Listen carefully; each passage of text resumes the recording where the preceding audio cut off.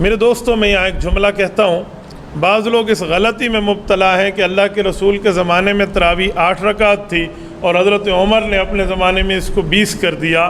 ایسی کوئی بات نہیں ہے۔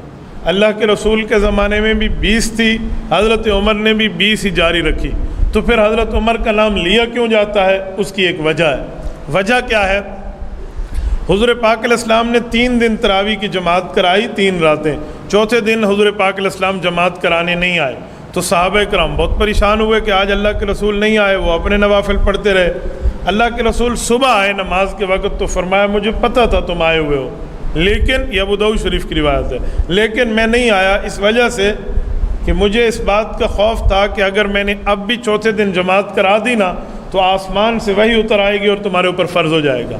خشیت ان یکتب علیکم، صحیح بخاری میں ہے، مجھے اس بات کا خدشہ تھا کہ کہیں وحی آ جائے اور تمہارے اوپر فرض ہو جائے تو تم مشکل میں پڑ جاؤ گے، لہٰذا آپ گھروں میں پڑھو۔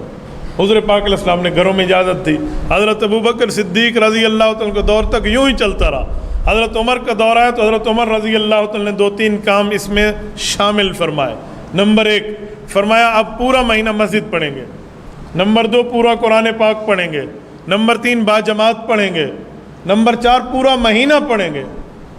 صحابہ کرام نے کہا امیر المؤمنین یہ کیسی بات ہے؟ حضور علیہ السلام نے تو گھر میں پڑھنے کی اجازت دی اور آپ پورا مہینہ مسجد کی جماعت کے پابند بنا رہے ہیں، وجہ؟ حضرت عمر نے فرمایا جب حضور پاک نے گھر میں پڑھنے کی اجازت دی تھی میں بھی تمہارے ساتھ شامل تھا یا نہیں تھا؟ کہا جی آپ بھی شامل تھے۔ تو کہا اللہ کے رسول نے کیا فرمایا تھا گھر جاتے وقت؟ کہ حضور پاک نے فرمایا تھا کہیں تمہارے اوپر فرض نہ ہو جائے، لہٰذا بہتر ہے کہ گھر میں جا کر پڑھو، وہی اترے گی تمہارے اوپر فرض ہو جائے گی۔ تو کہا ٹھیک ہے۔ اب حضور پاک چلے گئے دنیا سے، پردہ فرما گئے، جی پردہ فرما گئے، وہی ختم ہو گئی، جی وہی ختم ہو گئی۔ کہا اب وہی اتر سکتی ہے؟ کہا جی نہیں اتر سکتی۔ کہا یہی تو میری دلیل ہے کہ حضور پاک نے اشارہ دیا تھا جب تک میں موجود ہوں اور وہی اتر رہی ہے گھروں میں پڑھو، میں دنیا سے چلا جاؤں وہی ختم ہو جائے گی اور ختم نبوت ہوگی تو وہی اترے گی نہیں، پھر مسجد پڑھتے رہنا۔ کہ یہ حضور پاک کا اشارہ تھا۔ صحابہ نے کہا واہ کمال امیر المؤمنین، جہاں آپ کا دماغ پہنچا ہماری سوچ وہاں نہ پہنچ سکی۔ حضرت عمر کے کہنے پر یہ مسجد میں شروع ہو گئی۔ فرق یہ ہے پہلے گھر میں تھا اور اب ادھر ہے، یہ ہے، یہ نہیں ہے کہ حضرت عمر نے 8 کو 20 کر دیا۔ بابا حضرت عمر شریعت ساز نہیں ہے، شریعت پہ عامل ہے، شریعت بنانے والا نہیں ہے، شریعت پہ عمل کرنے والا ہے۔ وہ رکعتوں کو بڑھائے اور گھٹائے کیوں؟ ہمارے ہاں 2 غلط فہمیاں بہت زیادہ چلتی ہیں۔ نمبر 1 یہ کہ حضرت عمر نے 8 کو 20 کیا، یہ بھی جھوٹ ہے۔ نمبر 2 اذان میں الصلاۃ خیر من النوم کا لفظ حضرت عمر نے بڑھا دیا تھا، لہذا صبح نماز میں لوگ یہی کہتے ہیں، یہ بالکل غلط ہے۔ سنن ابی داؤد میں امام ابو داؤد سلیمان بن الاشعث السجستانی رحمۃ اللہ علیہ روایت لائے ہیں، یہ رسول اللہ صلی اللہ علیہ وسلم سے لفظ ثابت ہے، اور اللہ کے رسول نے فرمایا بلال سے اذان میں کہا کرو، یہ بہت اچھا لفظ ہے۔ تو ہمارے ہاں یہ الٹی گنگا بہہ رہی ہے، اس غلط فہمی کو صحیح کرنے کی ضرورت ہے۔ تو تراویح یوں ہی چلی ہے، پھر صحابہ کرام کے دور سے لے کر آج تک تقریباً 1300 ساڑھے 1300 سال ہونے کو ہے، امت آج تک تراویح پر قائم ہے، کم از کم 20 رکعت ہے، اور زیادہ فقہ مالکیہ میں تو 36 ہے۔ آپ کہیں گے 36 کیسے ہے؟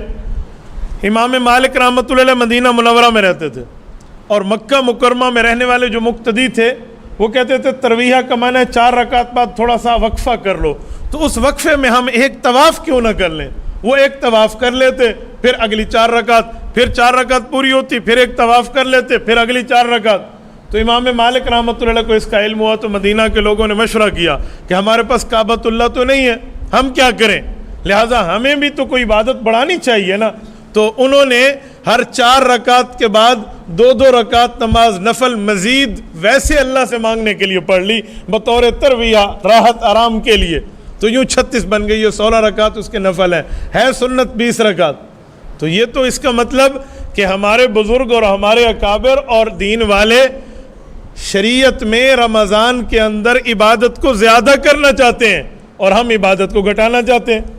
آپ مجھے ایک عبادت دکھائیں جو رمضان میں اللہ نے گھٹا دی ہو، عام دنوں سے گھٹا دی ہو، آپ دکھا دیں، بلکہ عام دنوں سے بڑھی ہوئی تو آپ دکھائیں گے۔ ہاں کھانا پینا اللہ نے گھٹا دیا، بھی آپ نے دن میں نہیں کھانا، کھانے پینے ہم نے بڑھا دیے ہیں اور عبادتیں ہم نے گھٹا دی ہیں، تو ہم اللہ رب العزت کی منشا پہ تو نہیں چل رہے۔ اچھا 20 رکعت تراویح جو ہے اس کا بہت بڑا اجر بھی ہے، اس میں 40 مرتبہ اللہ پاک کو بندے کا وہ قرب ملتا ہے جو عام دنوں میں نہیں ملتا۔ 40 मरतबा सजदा, कुरान करीम में है ना, सजदा करो और मेरे करीब हो जाओ, तो सजदे से अल्लाह का कुर्ब मिलता है, और 40 सजदे इस 20 रकात में हमें मुयस्सर आते हैं।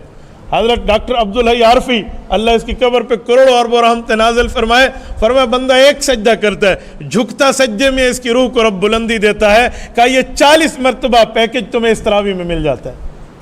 बड़े बंदों की बड़ी बातें होती हैं। तो मेरे दोस्तों, ये हमें बिल्कुल मिस नहीं करना चाहिए, और हम बाकायदा पढ़ें यत्तक़ून अला उसिय्यिहिम।